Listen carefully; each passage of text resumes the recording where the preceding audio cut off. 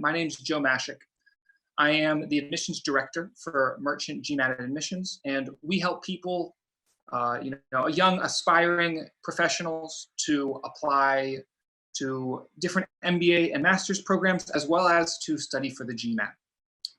Now, this is a really interesting time for all of us with coronavirus going around the world. And with many people in quarantine, what's interesting is this skill that I'm going to talk about today really still applies even in this scenario. And it's actually, as we'll see, a great time to utilize this skill. So let me start presenting here. So we've taught over the past 5 years, approximately 500 people from around the world, right? And one thing that we've seen happen a lot is that this is the mindset that most people have when they start studying for the GMAT and start thinking about an MBA. They think, oh, well, the first step that I need is to get a good GMAT score. And after that, I get accepted to school, and that's it. My life is set. I've basically accomplished everything I need to accomplish, and I'm going to have a great career from here on out. Now, we spend a lot of time talking with our previous students and clients, and this is our merchant alumni, as we call them. All of our alumni say the same thing, that this was their mindset at first, but what they realized is that this is not really the path to success. It's not just about getting a good GMAT score and getting accepted to a program, right? What the real trajectory looks like is something like this. The first step is getting a good GMAT score and then getting accepted. But then you're going to find these other huge challenges that you have to tackle. Right when you get to school, it's getting hired, it's getting an MBA, or getting an internship and then getting a job afterwards. And then from there, you need to be thinking about how you can really be happy with your life, how you can be successful at your career and live the lifestyle that you want. So there's one key skill that you can use throughout this entire process. And what this presentation is going to do is it's going to go into detail on how each of these different parts and challenges that we experience can be improved by using this one skill. So what is this one skill? That's a good question. Drum roll, please. It is networking, okay? This is a huge fundamental thing that we talk about with all of our clients.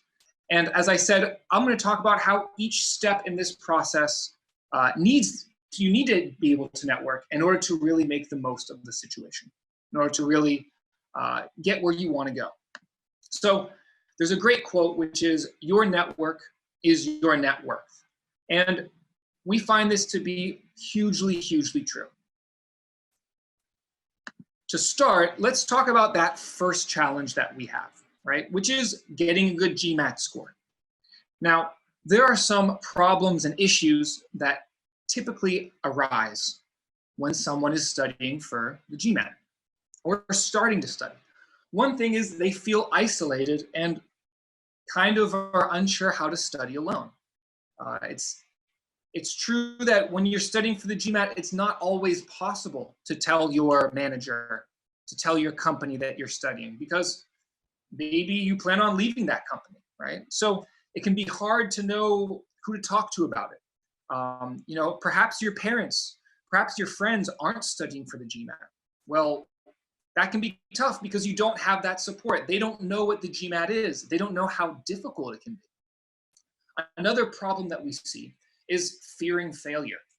So what does this mean? Well, a lot of students are extremely ambitious, right? A lot of our students, we've seen a couple times, can be perfectionists, right? And people are afraid to fail. People have done so well in school, so well in their careers, and then all of a sudden they hit this brick wall with the GMAT.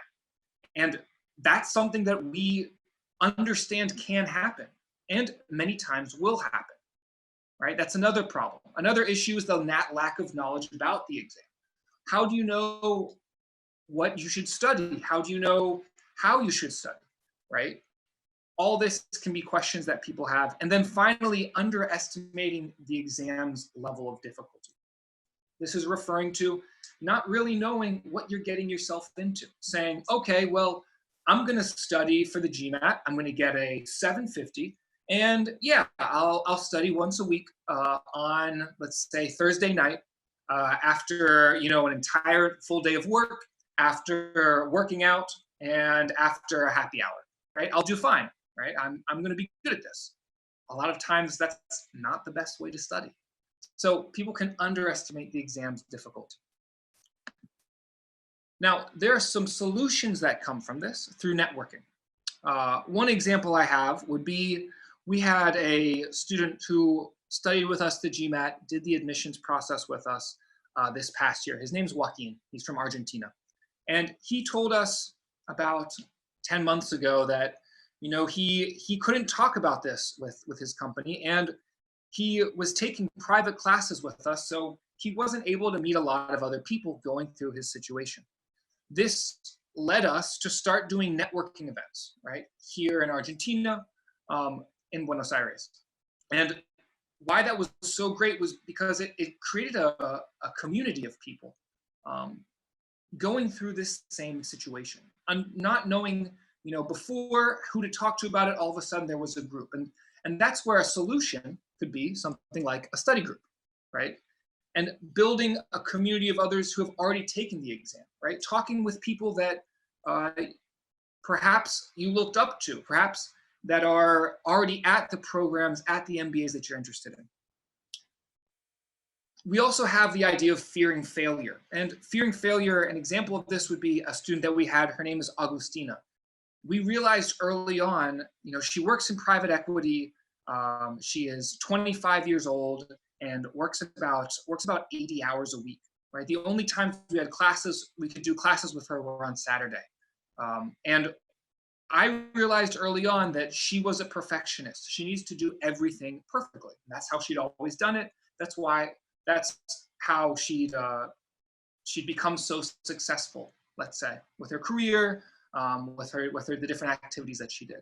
Well, she really feared failure, and that was something that we needed to overcome.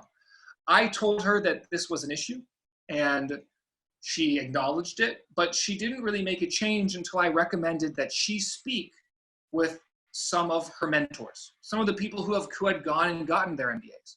Because once she spoke to them, she realized, wow, you know, I thought that my mentors were perfect, but they weren't. They also had troubles with the GMAT. This was really helpful for her. So, you know, there's a bunch of different solutions that you can have from networking in this process. You can talk to people about learning about the exam, what it's like, right? And you can get a better idea of understanding the exam's difficulty level, right? Understanding how other people have studied. And that's what Joaco and Agustina both had through this networking process. So there are, as I said, study groups. There's a community of others who have taken the exam that you can reach out to. And there are, of course, prep courses as well, groups, individual classes. You know, there's a bunch of different groups. And whether you study GMAT with us, whether you study on your own, or whether you study with other programs, you know, a good thing to do is to ask people, you know, if you're studying with another program, ask your instructors, hey, can I speak with some of your other clients? Can I get in touch with them? Because I want to meet other people that are going through this same scenario. When you do this for the GMAT process, what you ultimately have is you build a network. And this is the start of a network. We'll see how this group of, let's say, 6 blue people down here are going to grow over time, and how they're going to be it's going to be a group that we look back towards in the future through our trajectory towards living a successful, happy life. So we've now gotten a good GMAT score. What's the next step? Well, it's getting accepted into business school, right? And there's some typical problems, issues that arise with this as well. The situation of, well, I don't know what I want to do after my MBA, or having a lack of MBA program knowledge. And this is very, very common. For the first problem, right, a lot of people don't know why they want to get an MBA. A lot of people don't know, what they want to do afterwards. They just know they want to change and they want to either transition industries, to work in to level up in the current industry they're in. And this can cause a lot of stress, a lot of anxiety. It's really important to figure out this problem, or to find a solution to this problem. Even if it's not exactly what you want to do afterwards, you need to present to these different MBA programs what they, a clear strategy on what you want to do after the program. So it's important to think about this. Now, is it a necessity that you know exactly what you want to do and that you follow that path exactly once you get to your MBA program? No, that's not at all what's expected. But admissions teams want to see how you are thinking and that you have a clear strategy in mind. There's also the lack of MBA program knowledge. And this is something that's really common. There's hundreds of different elite MBA programs out there. And it can be tough to know, what the marketing material is and what the real facts are about a school. And what we're going to see here is that these problems can really be alleviated with, again, networking, right? So what are some solutions that you can do? Well, the first one isn't really applicable right now because of the coronavirus, but attending MBA admissions fairs, speaking with MBA admissions committees, you can't physically go there right now. But here's a big thing and a big actionable that you can start doing immediately after this webinar. Reach out and speak with MBA alumni who have the job that you want. And focus on LinkedIn right now. This is an amazing, amazing time to reach out to people. If you look at different platforms, digital platforms for chats right now, Zoom's value skyrocketed over the past few months. And that's because right now a lot of people are using these platforms to reconnect with friends, reconnect with family members, etc. And what we found is now's a great time to reach out to these different alumni that you might be interested in speaking to. People have the time. And because of that, they're going to be more likely to engage with you, to respond, right? And this is a great way to learn about different programs, to figure out what they're doing with their lives, and so that you can get a clear idea about, number one, how you want to present your short-term and long-term goal to the MBA admissions, and also to learn about what it's like to actually go to these different programs. So that's for different MBA alumni that go to schools you're interested in. That's also for reaching out to current MBA students and candidates at these different schools. A lot of people might think, oh man, well, I don't want to bother them. They have their lives going on. Well, number one, during quarantine, their lives probably have a little bit more time.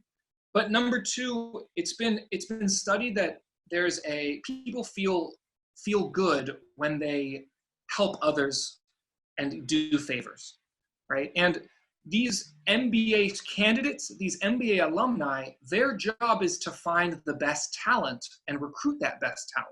So if you're going out of your way to reach out to them, you're being proactive, but you're also probably putting yourself in a situation where you can have a point of contact with the school and you can learn about, you can really stand out as being proactive with reaching out to these different MBA alumni, candidates, and even the admissions teams. We had a student, actually, his name's Yamil, and we really pushed him to do this during his phase with the application process. He reached out to a couple different of our alumni, and one of them was a previous student of ours named Divan.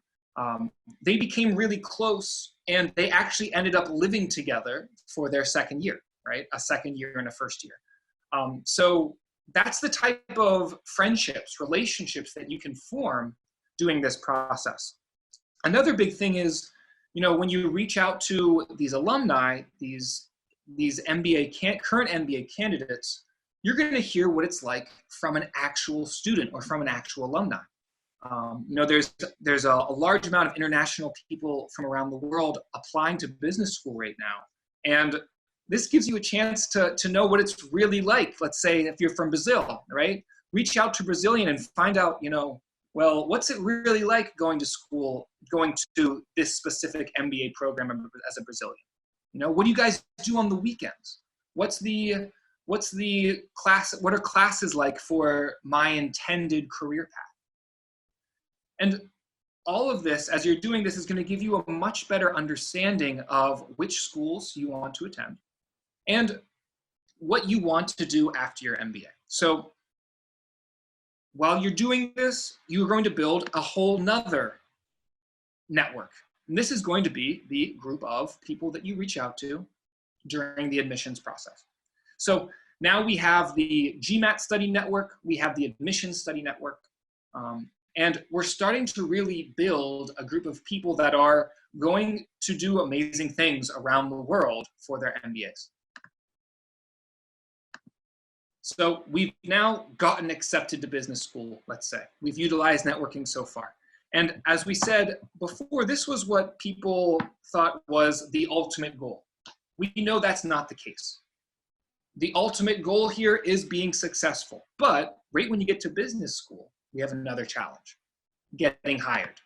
So what does getting hired really mean? Well, let's talk about this. A lot of times students underestimate how prepared they need to be for the recruitment process. They underestimate how busy they're going to be during their first semester with all the different clubs, organizations, and recruitment going on. And they don't have a clear plan for how they will get an internship, right? So I actually just, earlier this week spoke to a previous client of ours. Her name is Debbie. She goes to Kellogg. And she's having a great time there. She loves it. But she was overwhelmed at the start of first semester because she was not prepared for the recruitment process. Basically, she had to do interview prep, to do case study prep, which took up a huge amount of time that she wasn't expecting at first. She applied to 20 different companies. She had to do all the interviews in a 3-week span, and the company which ultimately offered her an internship, Amazon, did 4 back-to-back interviews, each one lasting 1.5 hours, right? Now, that's a lot, and that's just for if you're working through career services. Now, there's different statistics on different schools, but many of them say that 50% of jobs end up happening through career services. So where do the other 50% of people get jobs, right? Networking can be really, really key here, right? And let's talk about how this works. Well, by networking, once you get on campus, this can be really valuable. Join clubs, organizations that are going to help you reach your long-term goal, or activities that you really enjoy, such as photography, the soccer club, right, the ski club. Understand that you can't just sit back and hope that career services will help you find a job, right? Be active. Again, invest time meeting your classmates outside of class, and stay in touch again with the contacts that you made from GMAT and the applications groups, right? This can be really, really valuable. You have to remember always that, when you're going through this, when you're doing coffee chats, when you're reaching out to different companies that you might be interested in, you're one conversation, one coffee chat away from getting the internship, from getting the job that you want after school, okay? And you have to really be optimistic with that and really push yourself, motivate yourself. We've had a couple students that have gone through this exact process. One of our clients, Yaniv, he went to Booth, and one of his really good friends on the club soccer team there ultimately ended up, his good friend's family ultimately ended up investing in his project for entrepreneurship after school. That all happened from becoming good friends on the soccer field. Right? Another one of our friends, Matthias, he studied with us, and he was really, really struggling to find an internship in private equity. He reached out and talked with us about it, and our co-founder Anish was actually able to put him in touch with his cousin. Anish's cousin runs a private equity firm in Southeast Asia, and through his cousin's contacts was able to get a position, an internship in Mexico City. So you can see how just from reaching out, from talking to people, you know, things can happen, and things can happen quickly. So that's why we really push here that you need to really focus on networking when you get to school. Don't just rely on career services, because ultimately, as I said before, you're one conversation away from getting that job that you really want. All right. So at this point in time, we have built a network of GMAT, of admissions, and now actual friends from MBA. What you're going to have after this is a network of ambitious young professionals living around the world. And if you think about it, this is really, really valuable. Not a lot of people in the world have this, you know? So here you are, wherever you are in the world, and these are all the contacts you've had, that you've made. Well, how can you utilize this to truly be successful?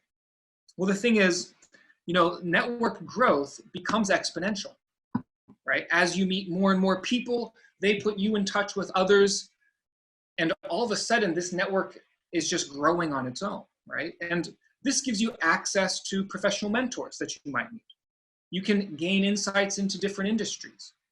You can build a company with one of your contacts that you might have made, whether that be a business school or that be afterwards through the GMAT, through admissions. And you can really create lifelong friendships through all this.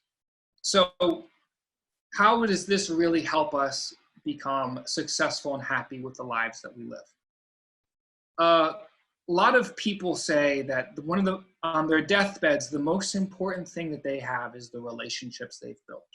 And this is what we're doing through this, right? It's a network, but also these lifelong friendships that we have that are going to be invaluable for whether you want to, you know, visit friends in Europe and perhaps stay on their couch while interviewing for different positions.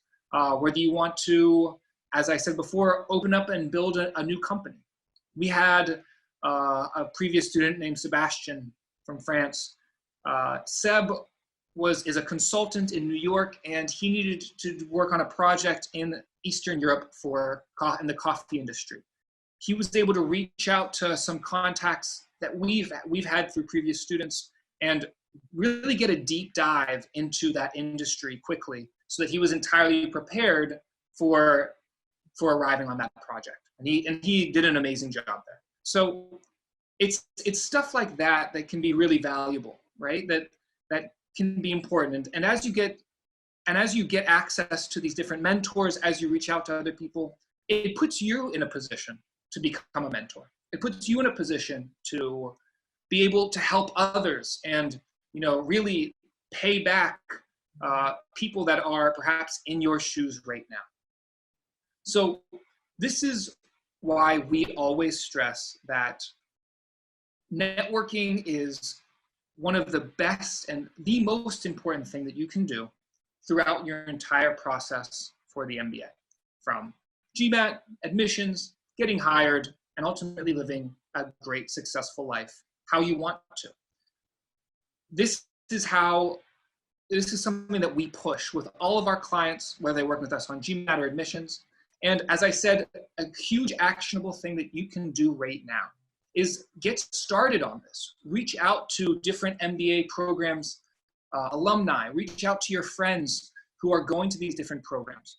Reach out to people that you know have studied for the GMAT, because now's a great time via LinkedIn to do that. People have the time and are going to be more likely to respond, right? So at this point in time, you've gotten the lifestyle that you want to live. You have the network. And that's why we say networking is the most important skill you need to be successful in business school and beyond.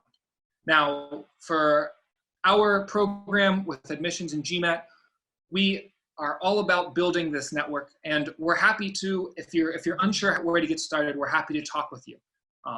You know, we're happy to set up a phone call, talk about you know, what steps you can take, and also talk about how you can build strategy for the admissions process, but also put yourself in the best position to do well in the GMAT. So I'm going to include my contact information here. Please feel free to reach out to me via email, LinkedIn, or WhatsApp. And Alexa, if you'd like to open up the webinar for questions, I'm happy to answer them. Joe, thank you for that interesting presentation. We have some questions, but before that, I would like to remind our attendees that we have in the chat box a link for a free 30-minute admission consultation from Merchant, that they can go to and book their consultation there. And it is valid through April 15th, so be ready to book it till then. And the first question is, approximately how many people or what % of the people you consult are accepted in the program they prefer? Great question. For our program right now, based on this past year, we're at 97% of our applicants are accepted to their top 3 choices. Right now, does that mean that they're number 1? No, but their top 3, absolutely. We make sure that students are attending, you know, the program that is going to best put them in that situation of being successful after business school. And a lot of times what we see is students think they need to go to a specific program when in reality that's not the best fit. So our job is to help them find that right choice. And with that, we've just been, you know, we've been able to build a lot of these relationships, really loyal clients that, you know, love the work we do. And I think that's also a reason why our acceptance rate at 97% is so high. Oh, that's great. And the second question is, do you have community of candidates, alumni, etc., built around your prep center? Could you repeat that? Do you have community of candidates, alumni, etc., built around your prep center? I think that the question is, do you have already a network of candidates that are communicating with each other? Yes. Some of the candidates that you consult.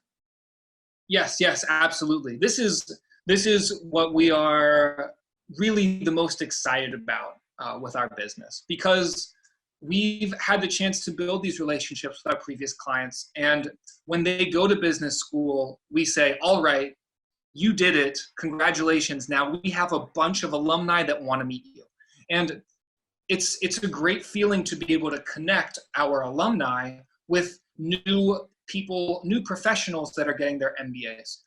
So whether they're going to school at Columbia, whether they're going to school at LBS, it doesn't matter. We want all of our alumni to meet one another, because what this gives all of our clients is another network outside of their MBA that they can utilize, just as we saw during the presentation. So yes, this is something we absolutely have, and we're happy to help put people here in the webinar in touch with perhaps people or contacts of interest, so they can hear more about how our network works.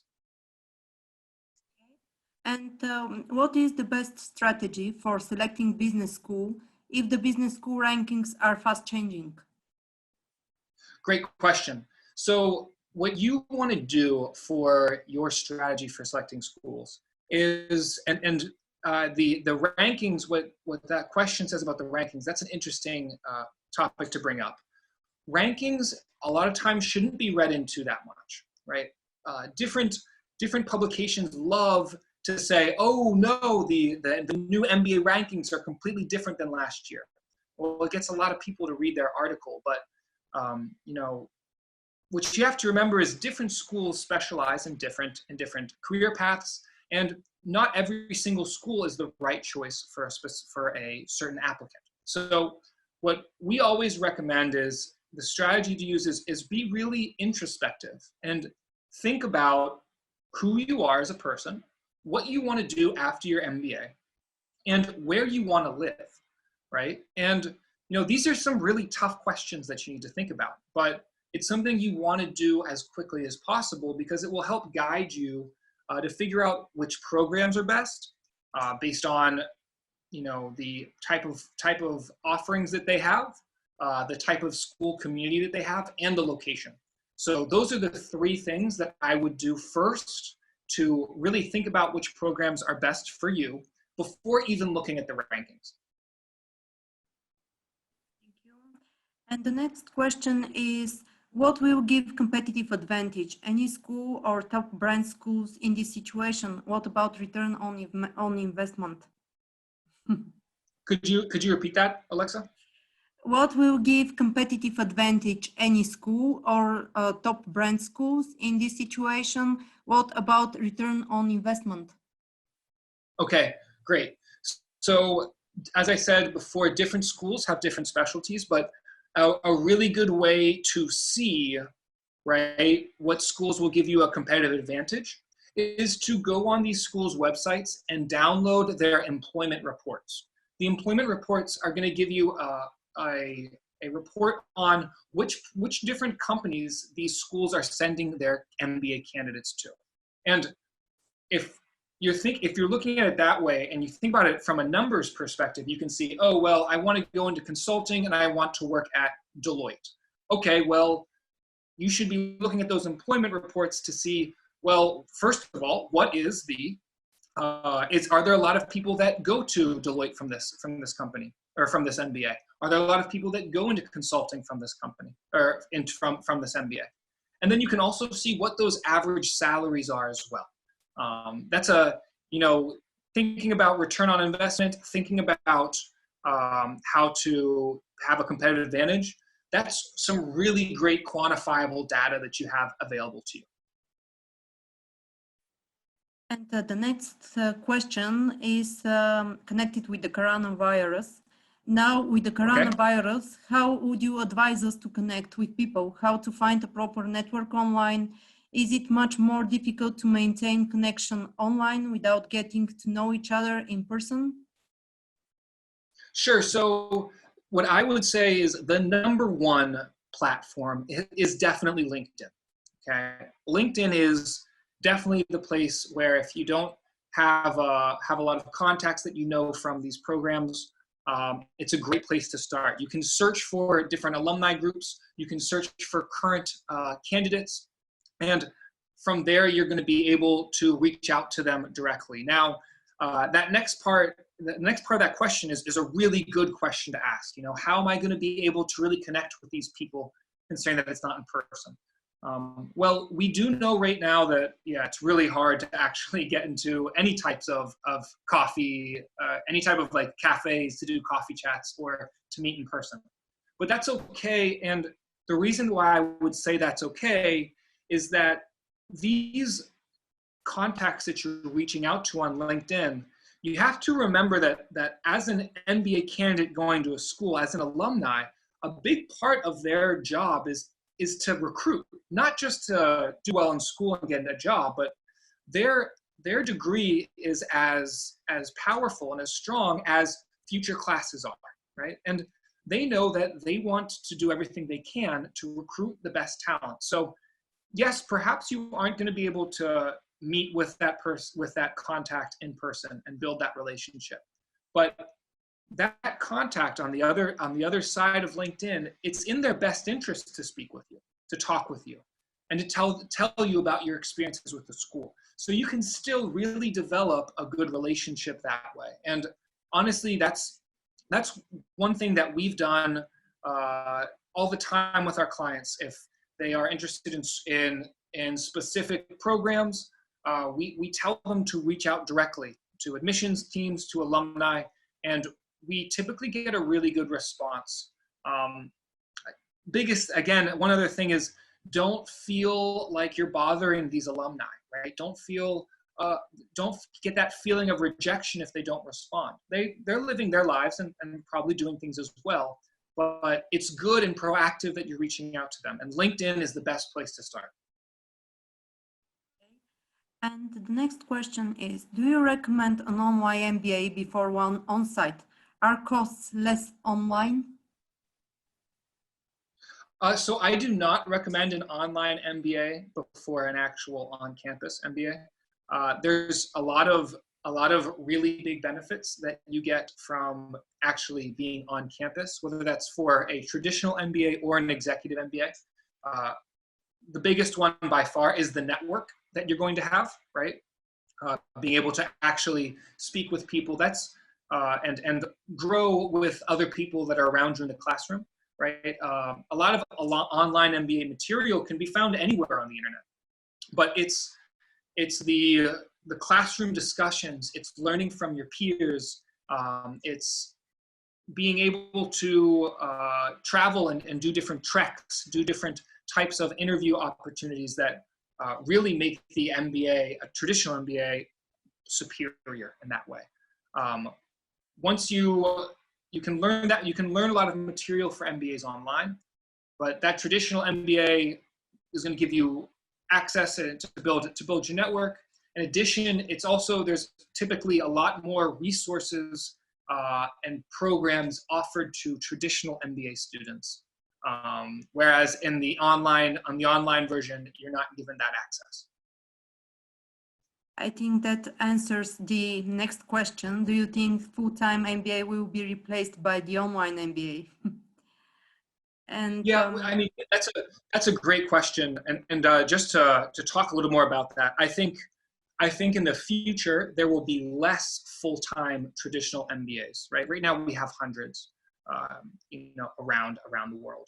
There will be less, but the elite programs will still exist and will still be superior because they give you access to the alumni network. They give you a chance to meet and build relationships with other people in the community. Okay, what are the main aspects of a program that I should look into? Great question. So aspects of a program that you should look into. You want to look into, first of all, definitely a class profile, right? So that you understand how many students attend the program, where those students are from, what their backgrounds are. You want to look, so that would be what you would think of as a class profile. And many times different MBA websites have this information. After that, you want to look at the employment report, as I mentioned earlier. That's going to tell you where all these different candidates are going after the MBA, right? Hugely important. Once you get into an MBA, the schools, what they care about is making sure that you get a job afterwards, you're employed, and you're happily employed, right? That's really important. So looking into that information when checking out different MBA programs is hugely important. And then finally, another big thing to think about is like the location, right? What's the lifestyle going to be like, right? You can find that information on the school's website. You can find that information by physically visiting the school. And you can also find out that information by talking to people who have been in your situation, who are now currently at the school or alumni. Those would be the first three things that I'd really think about. And our last but one question is, what weighs most in the admission assessment? The GMAT test, the essays, the educational and professional experience? Are those the three that were listed? No, it is the GMAT test, the essay, the preparation for the interview, the recommendations, or the educational and professional experience. That's the great. Okay. Entire question. Awesome. So, in what weighs the most? That's kind of a difficult question to answer because it's a combination of all of those different things combined, right? Your background education, your GMAT score, your work history, right? And your essays interview explaining what you want to do afterwards. It's a combination of all those things. What I would say the most important is really knowing yourself, knowing what you want to do after the program, and being able to clearly and concisely explain that in the essays, in the interview, and to have recommenders that do that. So I'd say the application process has the highest weight, but again, the GMAT's hugely important. Your background and career is hugely important. You can have a great application, but if you don't have a background that's particularly strong, you're still going to have difficulty, have challenges getting into the program. That's the same thing with GMAT. You can have a great application, a great background, but if you don't have a good GMAT— Joe, can you hear us? Yep. Can you hear me? There were just seconds of interruption that we were not able to hear you. So can you please repeat the last couple of sentences, please? Sure. So I was saying that overall admissions, the application process with essays and the letters of recommendation and the interview probably have the most weight, let's say. But it's a combined effort of all those different aspects of your application. It's the application, it's the GMAT, and it's your background and grade from school. You can have a great application, but if you don't have a strong background, you're going to have challenges getting into business school. And the same thing can be said, whereas if you have a great application and you have a great background, but your GMAT is really low, well, that's going to really hurt you in chances of getting a scholarship and in getting accepted. So overall, I'd say the application process is slightly more important, but you have to remember that it's multiple aspects working together: GMAT, your background and work experience, as well as applications. And our last question is, do you think having a second MBA at the age of 35 is a good idea? So I'm happy. That's a really good question. And whoever wrote that question, I'm happy to talk more after the webinar at another time, because that is a question that can only really be answered with more information, with more context, right? What your background is, where you want to live afterwards, if you want to return to the position that you're currently working in. Those are, with more context, we can figure out if that's a good decision or not. So that's what I would recommend regarding that. It really depends on a bunch of different variables and factors. Okay, these were all the questions. Joe, thank you for taking the time to answer them.